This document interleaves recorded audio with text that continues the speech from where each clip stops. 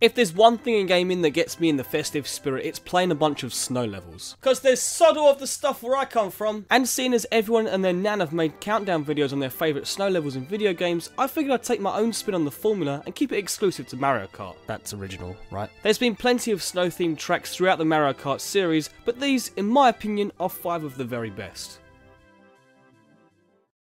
Number 5, Ice Outpost from Mario Kart 8, the DLC. We kick off the list with the most recent snowy themed entry to the series, or is that ice themed? Well, that's the unique thing about Ice Outpost. None of the track takes place on either snow or slippery ice, but rather the circuit consists of 2 interweaving pathways which makes for a varied race every time. The track in itself is pretty simple when compared to some of Mario Kart 8's more other elaborate tracks, but Ice Outpost becomes a lot more challenging if you attempt its hard to master shortcuts. This first one right here is hard enough to line yourself up correctly without falling in the drink, but then after that you can continue off the other side of the track, giving yourself a huge advantage over the competition. The thing is actually pulling it off, which I'll admit took me more than enough attempts, as you can see here. There's also a nice little bit of anti-gravity at the latter half of the track, which leads into a rather pointless gliding section, making the final shortcut before the finish line more aggro than it's probably worth. Still really like the track, mind.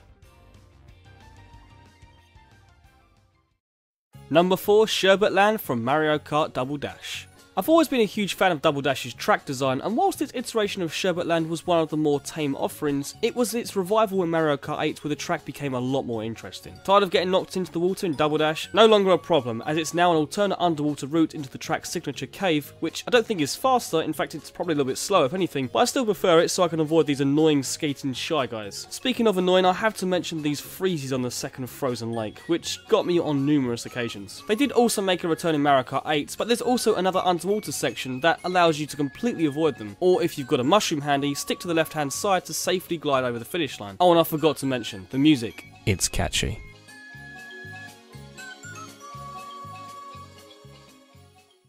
Number 3, DK Snowball Cross from Mario Kart Wii. The Donkey Kong tracks have always been some of the most enjoyable circuits that the series has had to offer, and this snowball themed one is no different. Heavily inspired by Double Dash's DK Mountain, DK Snowball Cross also sees you start off by being blasted uphill via a barrel cannon. Difference here is that your descent is filled with jumps, ramps and half pipes. The track rarely has a dull moment, making full use of Mario Kart Wii's then new trick system. There's even a really sneaky shortcut on the hairpin turn that can be really tricky to pull off. Again, very reminiscent of DK Mountain. The track finishes off with a nice half pipe section filled with deep snow that will slow you down, unless you happen to have a mushroom handy. Just make sure you also avoid the snowboarding shy guys. They can be a bit of a pain, but then you remember that they're shy guys on snowboards, which is hilarious, and all is forgiven.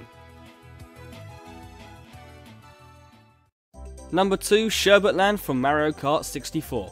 The original Sherbet Land, and one that feels very much like a follow-up to Super Mario Kart's Vanilla Lake, what with the entire track taking place around a giant broken frozen, or lake. Only instead of hard to see pillars blocking your path, which, oh my god, is so annoying, you have these adorable penguins from Mario 64's Cool Mountain. Most people remember the larger ones that inhabited the cave area, and no matter how many times you do it, it's always super satisfying pulling off the perfect drift around these penguins without hitting them. Equally satisfying though is jumping over the gaps on the bends, which can be pretty risky, especially if you're playing with a bunch of races on Mario Kart Wii.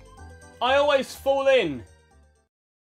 And number 1, Mount Wario from Mario Kart 8. A lot of you probably saw this coming, and for good reason, as Mount Wario is one of the most unique and just downright enjoyable tracks to race on the series has seen in quite some time. Sure, racing down a snowy mountain has been done before, but never as such a high-octane sprint from beginning to end like this. I mean, you start off the race by jumping out of a plane, and from there the track never lets up. You drift around icy pathways, glide through dank caverns, drive along the side of a freaking dam whilst trying to hit falling boost pads, weave in and out of trees, jump over fallen logs, and then you get to the slalom ski section with more bumps, jumps and boost pads before you glide down to the final stretch and cross the finish line to a huge crowd. I also like how you skid round to come to a stop, skiing style. Mount Wario finally does the 3-segment tracks justice, and all the while you're being spurred on by one of the best and most upbeat songs from a game this year.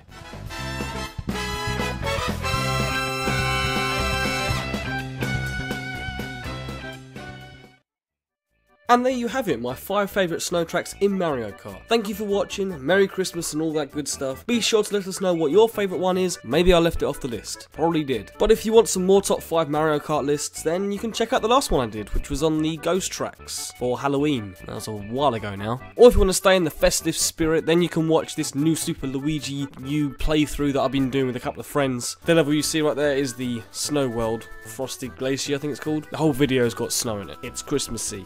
I'm literally recording this at 1:45 in the morning on Christmas morning. Man, why do I leave these things to the last minute?